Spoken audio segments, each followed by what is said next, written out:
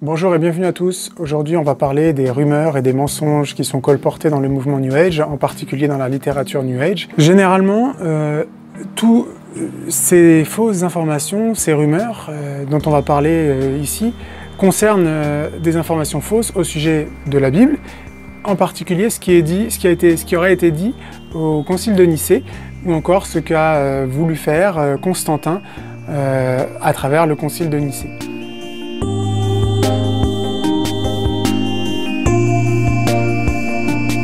Je vais essayer ici d'exposer pourquoi est-ce que ces mensonges et ces rumeurs sont dangereuses, en quoi c'est mensonger d'abord, et pourquoi est-ce que c'est dangereux.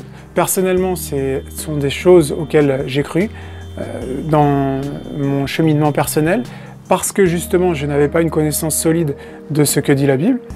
Et l'objectif de cette vidéo, c'est d'essayer de faire gagner du temps à ceux qui aujourd'hui commencent à se poser ces questions, et bien qu'ils ne tombent pas dans ce même piège et qu'ils ne perdent pas des années à essayer de trouver la vérité dans des mouvements qui sont faux, simplement parce qu'on leur a donné un mensonge dès le départ. Ce mensonge, généralement, il est colporté donc, dans la littérature, comme j'ai dit, mais aussi verbalement, à travers des pseudo-gourous, des leaders en développement personnel ou en développement New Age. Dans la littérature principale, eh bien, ça va se retrouver dans la théosophie d'Elena Blavatsky, d'Annie Besant, de Leadbeater et autres. Dans le gnosticisme, et la gnose, notamment avec Venerabilis Opus, qui donne des formations sur Internet gratuitement sur la gnose. On trouve aussi le même mensonge dans les écrits de Daniel Meroy et Dan Givaudan. On trouve ça aussi dans la fondation d'Edgar Cayce, et puis dans bien d'autres livres qui sont axés New Age développement personnel. Donc c'est très important de comprendre pourquoi est-ce que ces choses sont dites et en quoi est-ce qu'elles sont fausses. Alors de quoi il s'agit? Eh bien il s'agit de deux choses principales. La première, c'est que le Concile de Nicée, ou Constantin, c'est ce qui est la même chose, puisque le Concile de Nicée, en fait, c'est une réunion qui s'est formée en 325 à l'instance de Constantin, et de cette réunion, de ce qu'on appelle le Concile de Nicée, qui réunissait les évêques de l'Église primitive, est sortie certaines décisions. Or, la fausse information qui est propagée donc, dans ce New Age, fausse information que personnellement j'ai cru précédemment, dans mon cheminement pour trouver la vérité, j'ai trouvé cette information la première fois dans les conférences de Manly Hall, donc, qui est un franc-maçon. Mais je l'ai retrouvé aussi dans tous les ouvrages que j'ai cités, dans tous les courants que j'ai cités. Donc ce concile de Nicée, qu'est-ce qu'on dit faussement? Eh bien on dit que c'est au concile de Nicée que les évangiles canoniques de la Bible ont été formés.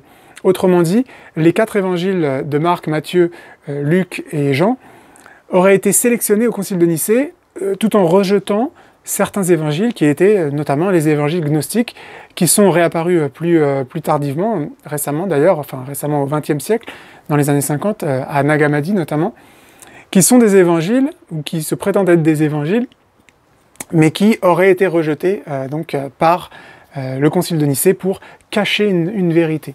Donc ça c'est complètement faux en fait. Et ça va être exposé dans la vidéo qui suit. Enfin, au sein même de cette vidéo, j'ai fait une petite séquence, j'ai traduit en fait une vidéo qui a été faite par Chris White, qui est un apologétiste chrétien, qui a une chaîne YouTube très fournie, avec du contenu très intéressant en anglais. Donc j'ai traduit cette petite séquence pour ceux qui ne parlent pas l'anglais, car elle résume très bien la problématique. Donc vous allez voir que ce mensonge donc, vise à faire croire que les évangiles ont été sélectionnés et qu'on a camouflé certaines choses. Et donc, si cette information qu'il y aurait eu un trafic au concile de Nicée sous l'incitation de Constantin, eh bien, ça veut dire qu'on ne peut pas vraiment se fier à la Bible parce qu'elle a été réécrite, rééditée, et c'est précisément ce qui m'a empêché de me plonger directement dans la Bible quand je faisais mes recherches spirituelles, puisque je me disais, bah, si ça a été réécrit, c'est pas la peine, je cherche la vérité. Alors je vais plutôt me tourner vers des ésotéristes, du New Age, des gens comme Manly Hall. L'erreur que personnellement j'ai faite, et j'espère que vous ne la ferez pas vous, si vous voyez cette vidéo, l'objectif c'est de vous empêcher de faire cette erreur. Donc, de mon point de vue athée, j'avais deux préjugés qui m'ont fait préjudice, hein, comme son nom l'indique, un préjugé amène des préjudices. Le préjugé, c'est de croire que toute personne qui parle de spiritualité est bien intentionnée. Et c'est loin d'être le cas, en particulier, notamment avec ces fameux francs-maçons que je cite encore une fois, Manly P. Hall, qui m'a fait tomber dans le piège, et Anna Blavatsky aussi. Le deuxième point, c'est ce n'est pas parce qu'on a beaucoup de connaissances qu'on est proche de la vérité. Et là encore, ça nous ramène à la question de l'autorité. Donc quelqu'un qui se présente comme ayant beaucoup de connaissances, qui a écrit beaucoup de livres, qui a fait beaucoup de conférences, encore une fois, Manly P. Hall, 8000 conférences, une centaine de livres, on se dit, c'est quelqu'un qui connaît beaucoup de choses, et donc il va nous parler de la vérité. Mais ce n'est pas le cas, puisque c'est un mouvement trompeur, et son objectif à lui, c'est de détourner les gens de la vérité, en propageant ces fausses informations sous le manteau de l'autorité et de la vertu et de la sagesse. Lorsqu'on écoute les conférences de ce personnage-là, on n'a pas l'impression qu'on a quelqu'un qui veut nous tromper, on a l'impression qu'on a quelqu'un qui veut nous élever. Et c'est pour ça que, personnellement, avant de me rendre compte de la tromperie, j'ai traduit des conférences, j'ai fait des audiolivres de toutes ces choses-là. Donc, pour que vous ne perdiez pas votre temps à aller étudier ces menteurs, la première chose à faire, c'est de vérifier ce point-là très précis. Qu'est-ce qui s'est dit au Concile de Nicée? Et est-ce que la Bible est vraiment fiable? Donc voilà ce qui est dit au Concile de Nicée. I've often heard people say, "How can we trust the Bible? It has been edited and re-edited by men," and that everyone knows the Bible was censored by the Roman Catholic Church in 325 AD at the Council of Nicaea. To this I would say, are you sure about that? Have you ever looked into it for yourself? The fact is that the subject of the canon never came up at the Council of Nicaea, and we have all the council rulings, plus reports by several attendees to absolutely prove that the council never issued any such rulings, nor even discussed such ideas as censoring or changing the Bible in any way. The canon of the New Testament was not even on the agenda of the Council of Nicaea. For the most part, this idea is the creation of Dan Brown, the author of the Da Vinci Code, and many others. It is simply not true. It seems the Council of Nicaea was convened in an attempt to settle the controversy raised by Arianism. The Council also addressed disciplinary decisions concerning the status and jurisdiction of the clergy in the early Church, and for establishing the date on which Easter is celebrated.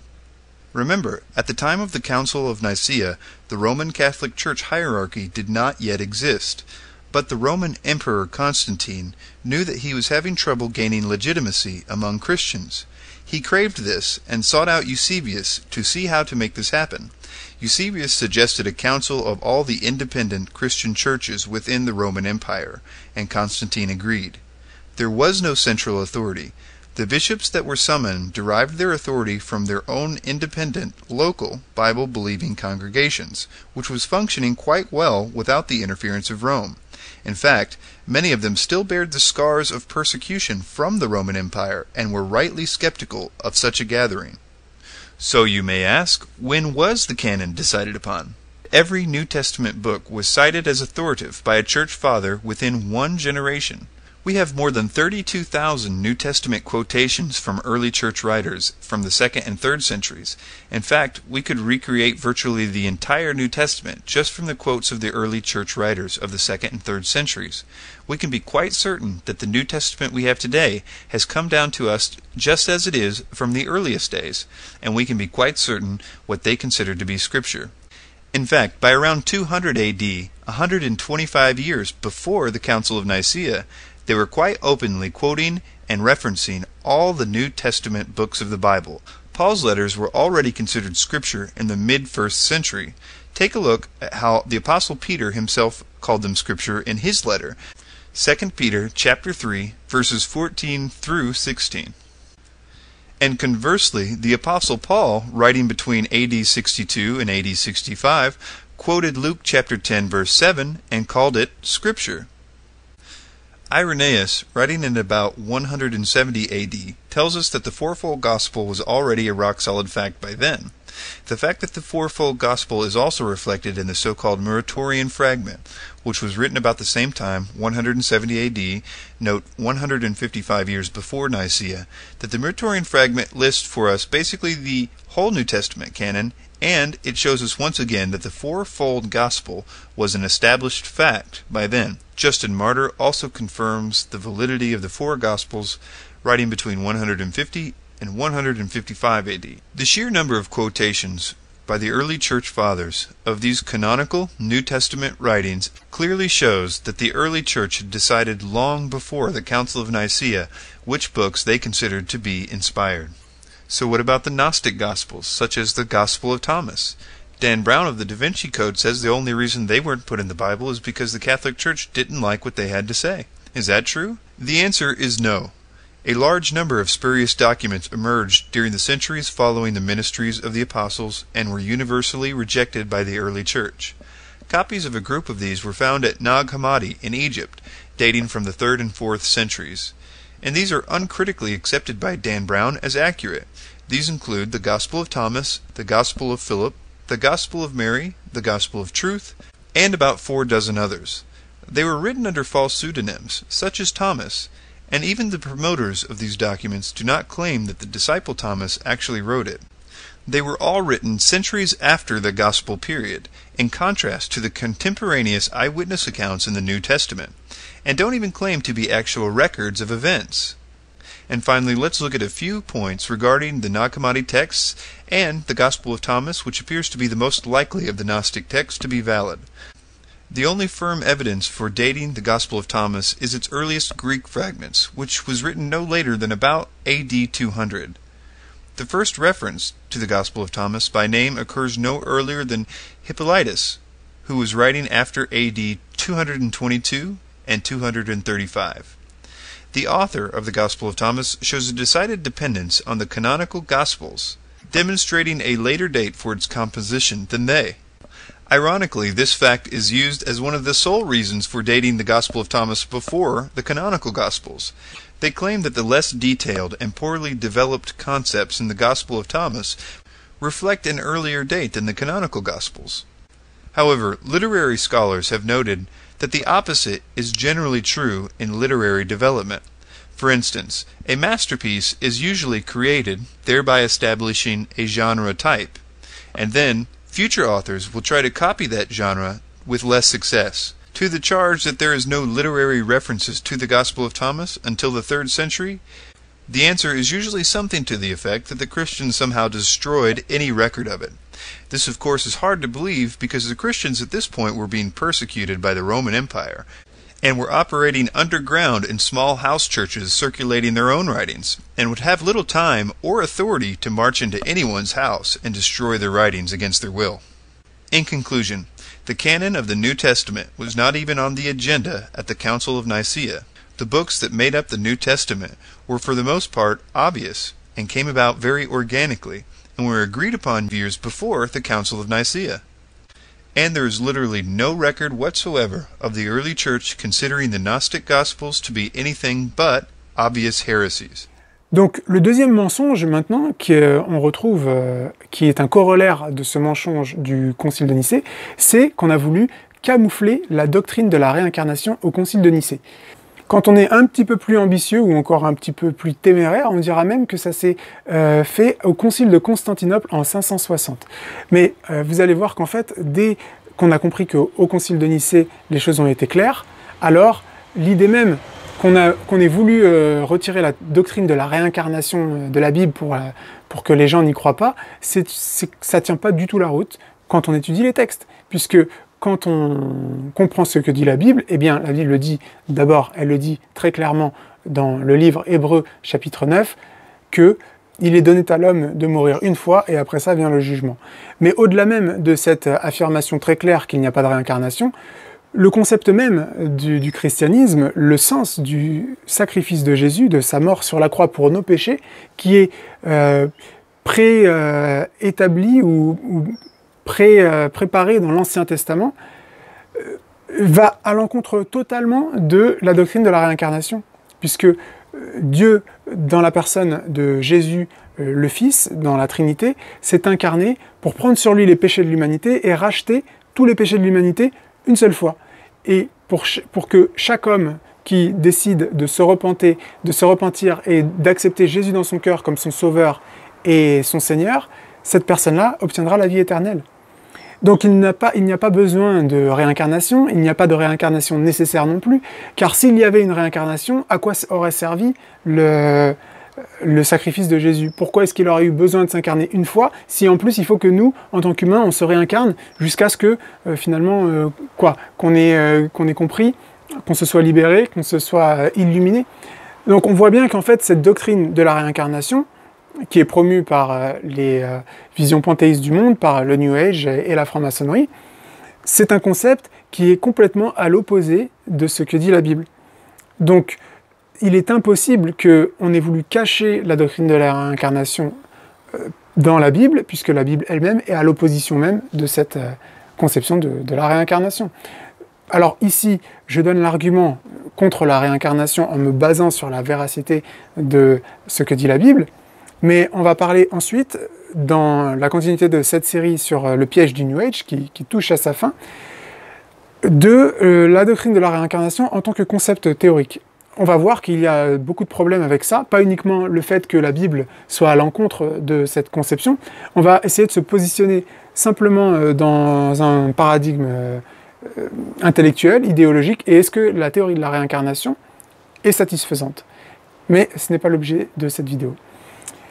Un argument qui revient souvent dans ces mêmes livres de New Age qui veulent détruire la Bible et qui veulent nous éloigner de l'Évangile, c'est le passage lorsque les disciples posent la question à Jésus et lui demandent, en parlant d'un aveugle né de naissance, est-ce que cet homme est né de cette manière pour les péchés de ses parents ou pour ses propres péchés? Et on cite toujours ce passage-là sans citer la réponse de Jésus.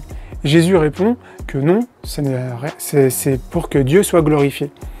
Alors, pourquoi c'est important de voir la réponse de Jésus?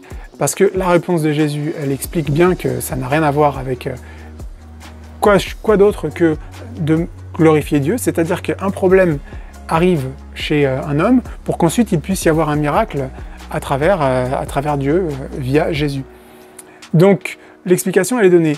Maintenant, ce que disent ces livres New Age de théosophes et francs-maçons en utilisant ce passage de la Bible pour essayer de faire croire que la réincarnation était quelque chose de connu, c'est qu'ils disent, mais si les disciples avaient demandé à Jésus si sa condition d'aveugle venait des péchés de ses parents ou de ses propres péchés à lui, ça veut bien dire qu'il sous-entendait qu'il avait vécu dans une vie précédente, et du coup, c'est ses propres fautes qui font en sorte que, par son karma, il se réincarne de manière aveugle.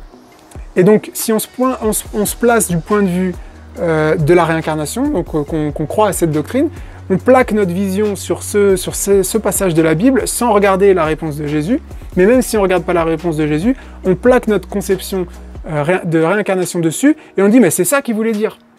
Or, du point de vue des Juifs de cette époque-là, il faut savoir que tout homme naît comme pécheur. L'homme, il est dans une condition déchue. Donc que ce soit la faute de nos parents, parce que aussi dans la conception juive de l'époque, on pouvait recevoir le péché de nos parents pouvait avoir une répercussion sur la génération suivante. De la même manière que les bénédictions. Donc un homme aveugle aurait pu naître aveugle à cause des péchés de ses parents.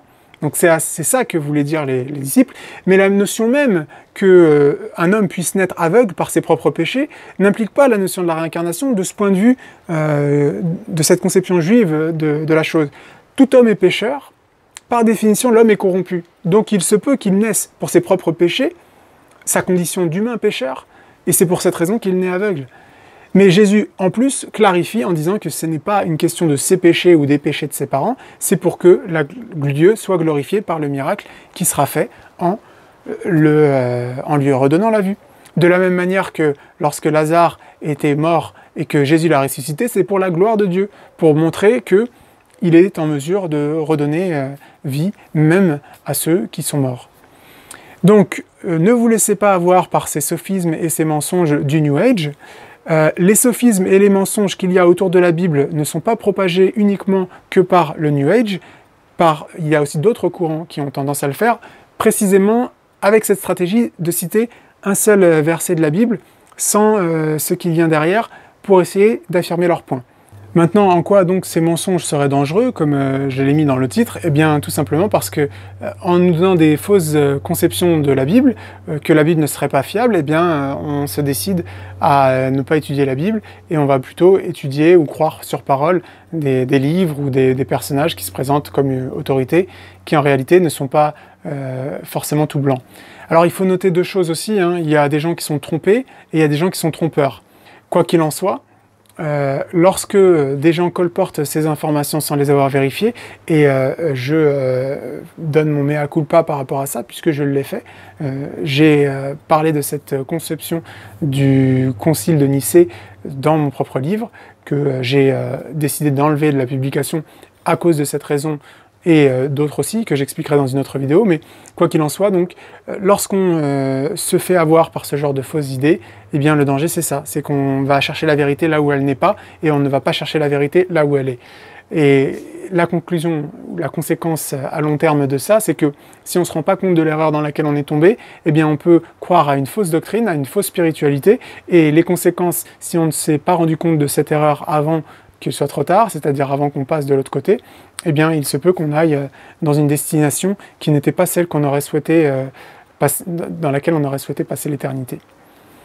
Donc voilà, j'espère que tout ça a clarifié ce mythe du Concile de Nicée de manière assez claire, pour que vous puissiez vous-même, évidemment, vous convaincre, mais aussi pouvoir convaincre les autres, parce qu'il y a ce mythe qui est répandu très largement dans la société, aussi bien chez les athées que chez les New Age, donc, enfin les New Agers. Donc si vous avez des amis du New Age, n'hésitez pas à leur parler du Concile de Nicée, ou tout simplement de leur poser la question qu'est-ce qu'ils pensent du christianisme de Constantin, et si tout de suite ils vous disent « Ah oui, mais le christianisme, vous savez bien que c'est l'église catholique romaine qui a tout trafiqué, c'est Constantin qui a voulu répandre son message, etc. » Là, vous aurez des arguments qui vous permettront d'amener la personne à remettre en question ses idées, et peut-être, avec un peu de chance, la ramener sur le droit chemin.